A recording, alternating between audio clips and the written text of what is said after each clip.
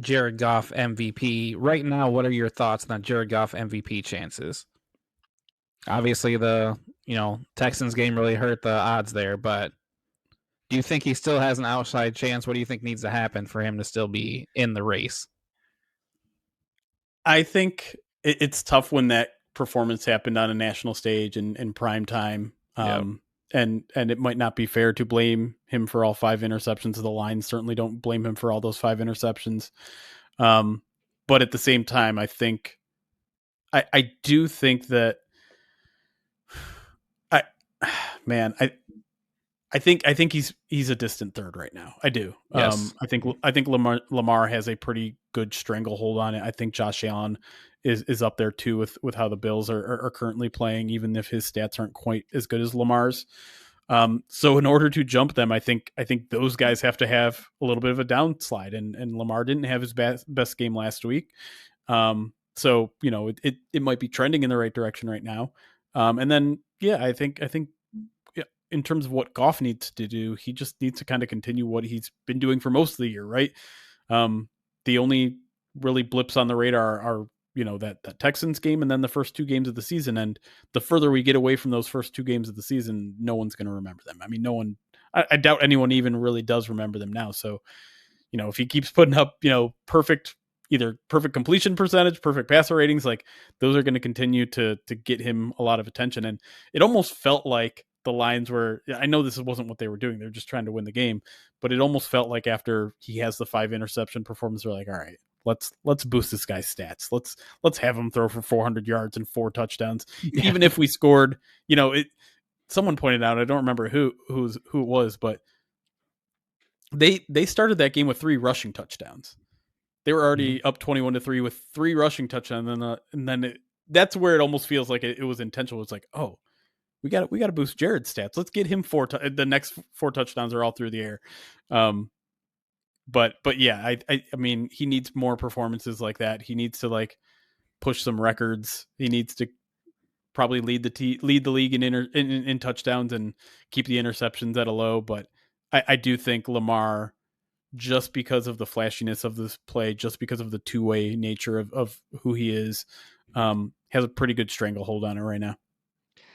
I think some of it is the narrative about Jared Goff coming into the season that he needs to just outperform all that, because anybody else had the string of games that he had up until the Houston one.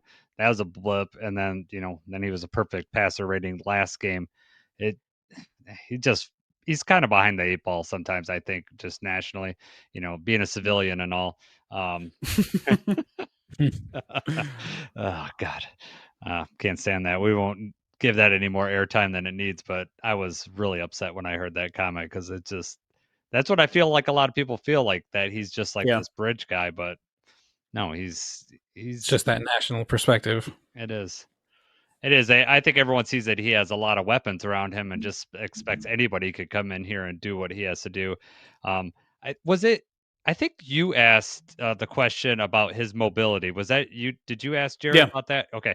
Yeah, that's what I thought. Sometimes it's hard to tell in those locker rooms exactly who's asking the question. But Jacob and I have talked about this, that it's not just him running for first downs. It is him moving just subtly in the pocket. And I've noticed it just moving up to a certain area.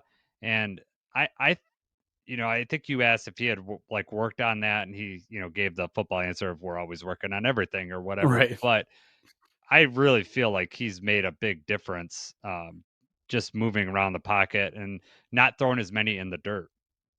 It seemed like before he would, last year, even though last year was a pretty decent year, he would throw a lot of screens in the dirt if it wasn't open right away. But it feels like he's just a little bit more conscious of that now. Yeah, I think so. And I did find the second half of his answer to that question pretty interesting, where he was saying, there's some quarterbacks that have to deal with pressure all the time, and it's tough on them because then then it starts to get in your head, right? Pressure is going to be coming from everywhere. I need to speed up my process.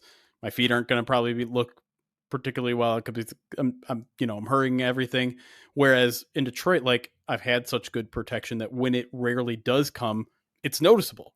It's not something that's coming every time. It's not something that's expected. So when I do see it, it's noticeable, and usually it's only one guy, so I can sidestep that one guy. And so now that's also him like shouting out his guys, right? Like that's him defending his players and maybe deflecting some of the compliments because that's just kind of the person who he is. But I think there is a little bit something to that. I mean, we always talk about how quarterbacks see ghosts and things like that. He doesn't, generally speaking, and I think part of that is because he does trust his offensive line. Yeah, I think the one play where I saw, like in the Texans game, where he threw that like fumble interception, he sidestepped that, moved up, and I don't think he expected. Was that Danielle Hunter that got him on the, or was that, I can't remember who that was, but they got him basically on the second attempt, kept going and sideswiped, and that was the same thing where he's like, I'll just move up a little bit and be able to make a pass, and he just didn't expect him to get hit. But for the most part, he's been able to move up in the pocket and make clean throws. Yeah,